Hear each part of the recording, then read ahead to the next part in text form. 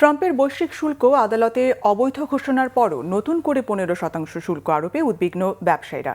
নির্বাচনের 3 দিন আগে যুক্তরাষ্ট্রের সঙ্গে করা দেশের স্বার্থ পরিপন্থী বাণিজ্য চুক্তিও দুশ্চিন্তায় ফেলেছে তাদের। অর্থনীতি বিশ্লেষকরাও বলছেন, শেষ সময়ে অন্তর্বর্তী সরকার মাত্র 1% লাভের জন্য যে চুক্তি করেছে তাতে যুক্তরাষ্ট্রের লাভ বেশি।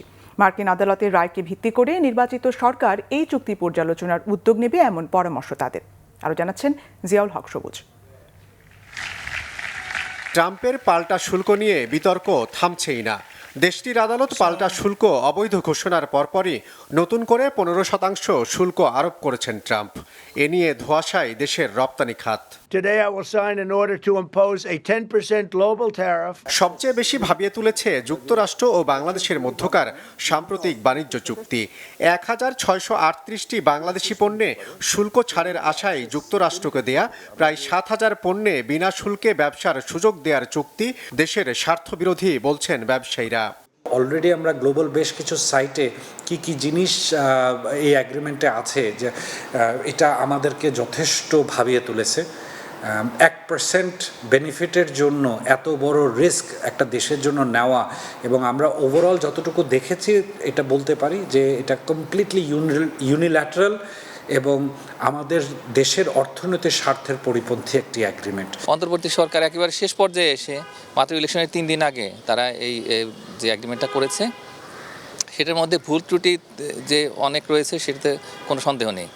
আর এটি ছাড়াও আসলে সবসময় ট্রেড এগ্রিমেন্টের অবজেক্টিভ থাকে যে দুটো দেশই যাতে সমানভাবে লাভবান হয়, কিন্তু এখানে দেখা যাচ্ছে যে মার্কিন যুক্তরাষ্ট্রের লাভ অনেক বেশি। কঠোর গোপনীয়তা বজায় রেখে যুক্তরাষ্ট্রের সাথে করা অন্তর্বর্তী সরকারের বাণিজ্য চুক্তি পর্যালোচনার পরামর্শ বিশ্লেষকদের। অনেক সুযোগ আছে বাংলাদেশের যে এই বিষয় নিয়ে পর্যালোচনা করার, তো সেটাই তুলতে হবে। আগে যে অন্তর্বর্তী সরকার করে গেছে কি যায়নি তার চাইতে বড় বিষয় হচ্ছে যে এই মার্কিন যুক্তরাষ্ট্রের যে সর্বোচ্চ আদালত তাদের সুপ্রিম কোর্ট যে নতুন আদেশটা দিল সেই আদেশটাই হবে আমাদের নতুন করে আলাপ আলোচনার ভিত্তি। আমাদেরকে উচিত খুব ডিপ্লোম্যাটিক্যালি বুঝে শুনে স্টেপগুলো যাওয়া, আর এই ট্রেড ডিলটা বৈধতা বাংলাদেশের প্রেক্ষাপটে কতটুকু যৌক্তিক এটাও ভেবে দেখার দরকার রয়েছে। কারণ আমরা জানি এই টাইপের একটা বায়োল্যাটারাল ট্রেড অ্যাগ্রিমেন্ট করতে গেলে আপনার সংসদের কিন্তু অ্যাপ্রুভাল লাগে।